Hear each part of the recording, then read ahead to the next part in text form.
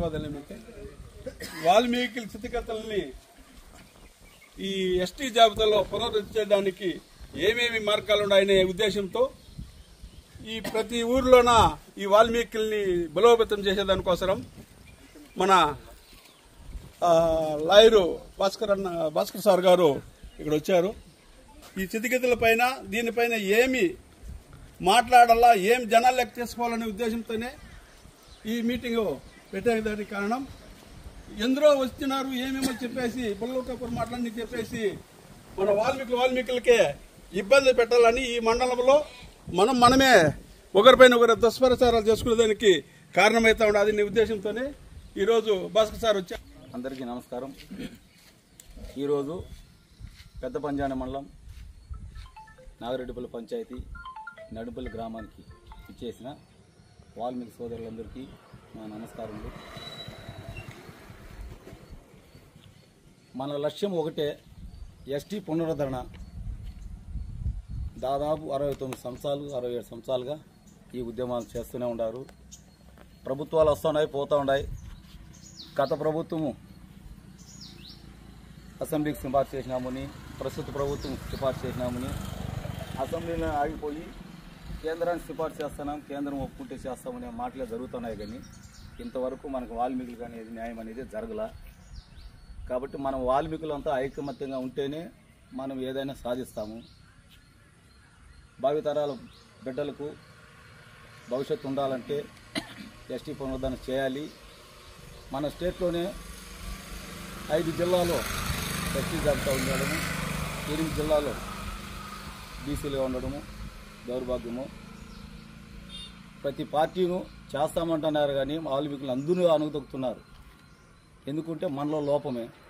మనం ఎప్పుడూ ఐకమత్యంగా మన లక్ష్యం ఒకటే అని చెప్పి అందరూ ఏకమైక పోరాడితేనే మనకు ఫలితం ఉంటుంది.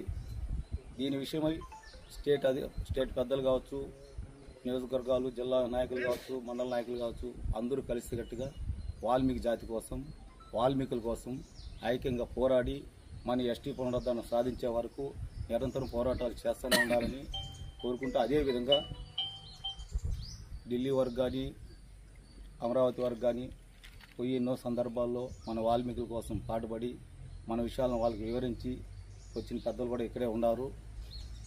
వాళ్ళు కూడా మన వాల్మీకి జాతికి ఎంతో కృషి చేస్తూనే ఉన్నారు. అయినా మనమన్ని ప్రతి ప్రభుత్వము యామరిస్తూనే ఉంది. ఈ ప్రభుత్వాలకు బుద్ధి చెప్పాలంటే మనమంతా ఐక్యంగా ఉండాలి. ఈ ఐక్యం కోసమే వాల్మీకులు కూడా ప్రతి జిల్లా కావచ్చు, రాష్ట్రం కావచ్చు, మండలం కావచ్చు, నియోజకవర్గం కావచ్చు తిరుగుతూ మన వాల్మీకుల భవిష్యత్తు కోసం కృషి చేయాలని కోరడమే. జై వాల్మీకి.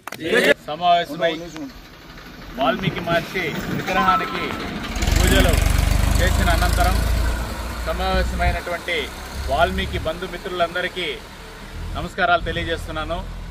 జై వాల్మీకి, జై జై వాల్మీకి. ఈరోజు ఇక్కడికి రావడానికి ప్రధాన కారణం వాల్మీకులంతా ఏకం కండి, ఒకటే నినాదం. ఎందుకంటే మనకి ఈరోజు గతంలో ఉన్న ఎస్టీ రిజర్వేషన్ని పునరుద్ధరించాలని చెప్పి మనం 56 నుంచి పోరాటం చేస్తున్నా, గతంలో దానికి ముందు ఎస్టీ జాబితాలో ఉన్న వాల్మీకుల్ని తొలగించి ఏజెన్సీ ప్రాంతంలో ఎస్టీలుగా, మైదాన ప్రాంతంలో బీసీఏలుగా గుర్తించి 2గా విభజించి పాలిస్తున్న పాలకులకి గుణపాఠం చెప్పాలనే ఉద్దేశంతో తిరిగి సామాజికంగా, ఆర్థికంగా, రాజకీయంగా, విద్యాపరంగా, ఉద్యోగపరంగా అన్ని విధాలా వెనుకబడిన వాల్మీకులకి చేయూతనిచ్చి మాకు గతంలో ఉన్న ఎస్టీ పునరుద్ధరణని మళ్లీ తిరిగి ఎస్టీలుగా గుర్తించాలనే ఏకైక నినాదంతో పోరాటాలు చేస్తున్నాం. గ్రామ స్థాయి నుంచి రాష్ట్ర స్థాయి వరకు కావచ్చు, కేంద్ర స్థాయి వరకు మన సమస్యని రాష్ట్ర ప్రభుత్వాల దగ్గర నుంచి, అన్ని రాజకీయ పార్టీల దగ్గర నుంచి, కేంద్ర స్థాయిలో ఉన్న పెద్దలందరికీ కూడా మన బాధలు, సాధక బాధకాలకు ఎన్నోసార్లు వివరించడం జరిగింది. ఎన్నో రకాల ఆందోళన కార్యక్రమాలు కూడా చేయడం జరిగింది. మనం చేసిన ఆందోళన కార్యక్రమాలు వాళ్ళకి విన్నవించిన కారణంగానే చంద్రబాబు నాయుడు గారు 2 సార్లు అసెంబ్లీలో చర్చించడం, మళ్ళీ జగన్మోహన్ రెడ్డి కూడా ఒకసారి తీర్మానం చేయడం, చంద్రబాబు నాయుడు తీర్మానం చేయని తర్వాత చంద్రబాబు నాయుడు గారు గతంలో టీడీపీలో ఒకసారి తీర్మానం చేసి కేంద్రానికి పంపించి బిల్లుని అక్కడ పునరుద్ధరించాలని చెప్పి అసలు ఇక్కడ జీవో పాస్ చేయాలని చెప్పి చెప్పడం జరిగింది. అది రిటర్న్ వస్తే మళ్ళీ రెండోసారి పంపించినారు. గత జగన్మోహన్ రెడ్డి అయితే రాయలసీమలో ఉన్న వాల్మీకులను మాత్రమే ఎస్టీలుగా గుర్తించాలని చెప్పి అసెంబ్లీలో తీర్మానం చేసి కేంద్రానికి పంపారు. కానీ రెండు రాష్ట్ర ప్రభుత్వాలు అంటే తెలుగుదేశం ప్రభుత్వం కావచ్చు, వైసీపీ ప్రభుత్వం కావచ్చు 2 సార్లు తీర్మానాలు చేసి పంపించినప్పటికీ కేంద్రంలో అన్ని బిల్లులు పెండింగ్ లో ఉన్నాయి. ఆ కేంద్ర స్థాయిలో ఇక్కడ ఉన్నటువంటి పెద్దలు అక్కడ కేంద్రాన్ని మీద ఒప్పించి చేస్తే ఎట్టి పరిస్థితుల్లో మన బిల్లు ఆగేదానికి అవకాశం లేదు. ఖచ్చితంగా మన వాల్మీకులకి న్యాయం జరిగేదానికి అవకాశం ఉంటుంది.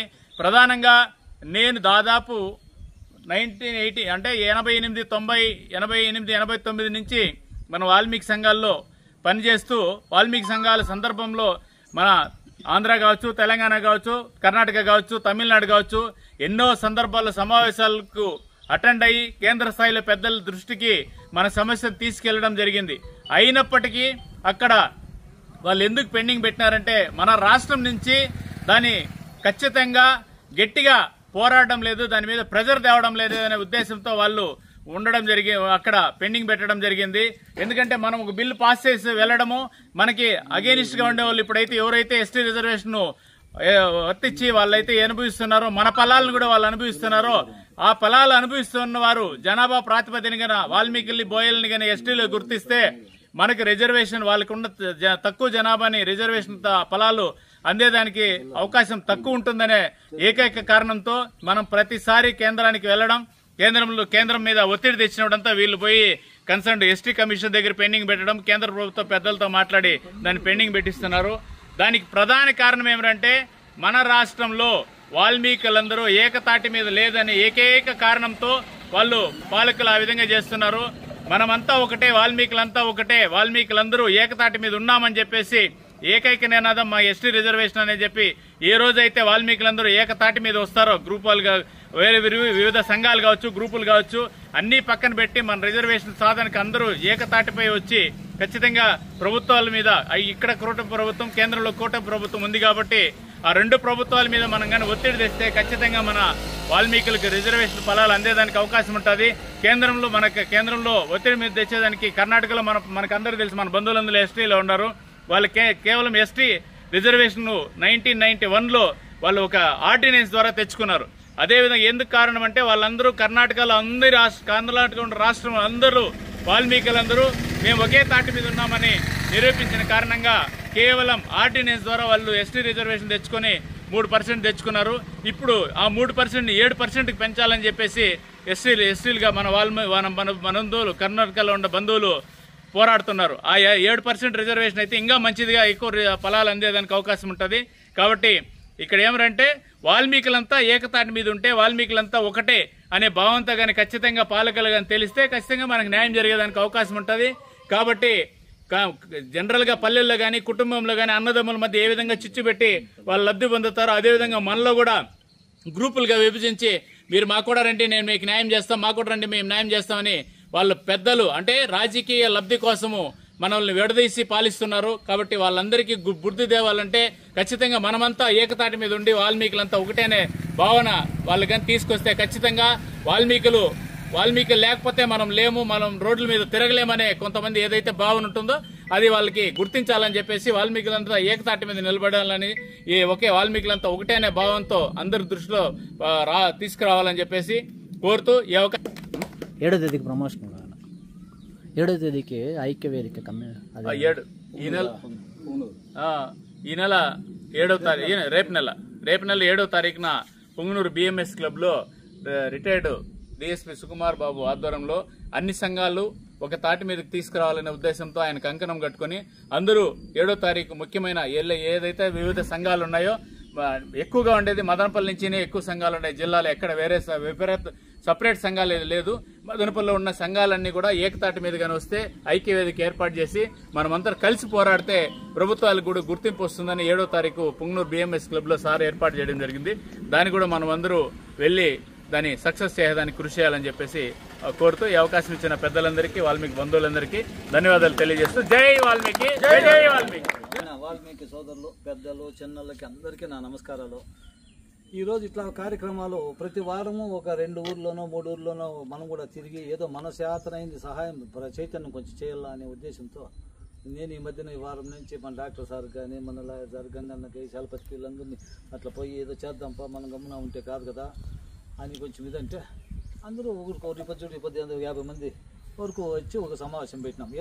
ఏదన్నా కానీ చేయాలని అనుకుంటే కొంచెం లేకపోయినా కొంచెం వారంలో 6 రోజులు మన సొంత పని, ఒకరోజు ఒక హాఫ్ డే మనం వాల్మీకి సంఘం గురించి ఆలోచన చేయండి అని నేను ఎవరు కూడా చెప్పేది ఏంటంటే మనం ఏం చేస్తామని కాదు, ఏం సమాజానికి అంత ఇంత మేలు చేసినామా లేదా అనేది కూడా ఆలోచన. వాళ్ళకు ఉపయోగపడేది మన బిడ్డలకో వాళ్ళ బిడ్డలకు. నెక్స్ట్ 7వ తేదీ ఇక్కడ ఉండే నాగిరెడ్డిపల్లి కానీ రాయలపేట వాళ్ళకి అందరికీ కూడా మనోళ్ళకి ఏం చెప్పేదంటే పొంగనూరుకి 7వ తేదీ వచ్చి దీన్ని సభని కొంచెం జయప్రదం చేయాలని కొంచెం వాళ్ళ అభిప్రాయాలు చెప్తాను. మీ అభిప్రాయం కూడా అటు చెప్పొచ్చు. ఏమంటే మనం ఏం చేస్తామని కాదు, అందరూ కూర్చొని ఒక దారి ఇంటి పోవాలనేది ఎవరు ఆలోచన. ఎట్లంటే నీదొక దావా నాదొక దావా అంటే సంసారం 10 మంది ఉంటే ఒక సంసారంగా ఉంటే అదొక రకం జరుగుతుంది. ప్రతి ఒక్కడు ఒక బ్యాగ్ ఎత్తుకొని సంతకు పోతా ఉంటే ఆ సంసారానికి విలువ లేదు. అది కూడా మీరు ఎట్లా పెద్దవాళ్ళంతా ఆలోచన చేసి అందరికీ చెప్తా ఉండేది, అది కొంచెం ఆలోచన చేసుకొని 7వ తేదీ మర్చిపోకుండా మళ్ళీ మేము చెప్తాము. పాంప్లెట్లు వస్తాయి, పాంప్లెట్లు కూడా మీకు పంపిస్తాను, కొడతాను. పాంప్లెట్లు కొడతాను, పాంప్లెట్లు కూడా ప్రింట్ అవుతా ఉండాలి.